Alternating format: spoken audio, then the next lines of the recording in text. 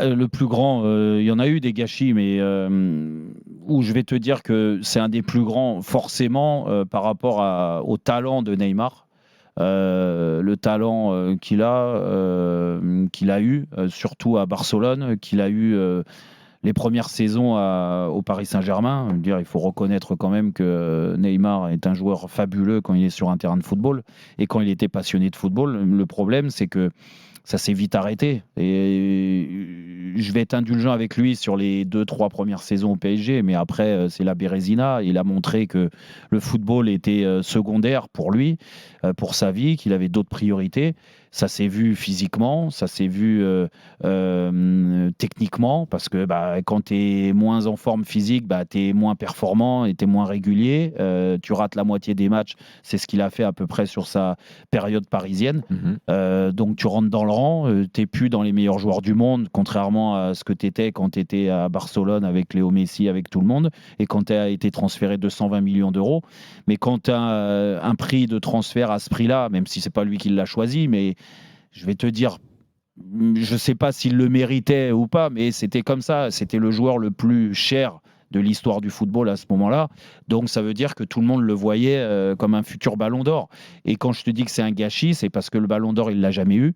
On ne s'est jamais posé la question depuis ces 25 ans. Et normalement, à 25 ans, on est tous d'accord pour dire que c'est là que tu as la plénitude de ton talent. Entre 25 et 30 ans, c'est tes plus belles années.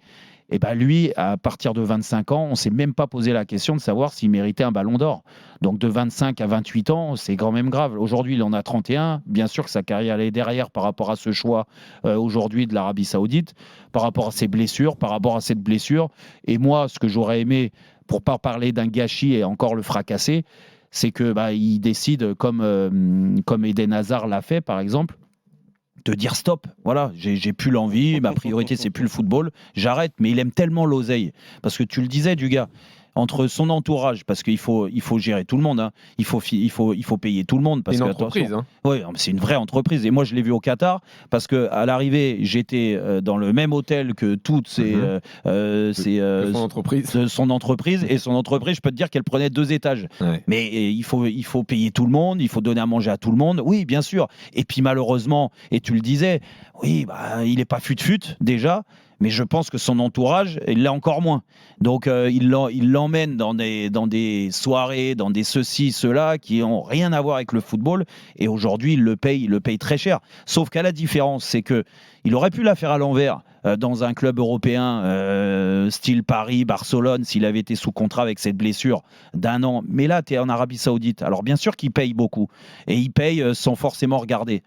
Mais là, ils vont commencer à regarder, parce que l'attitude de certains joueurs qui sont vraiment bien payés en Arabie Saoudite commence à énerver certains. Là-bas, et certaines personnes qui sont des princes, tu vois. Donc, et je suis persuadé que là, ça va pas passer. Ça va pas passer là-bas.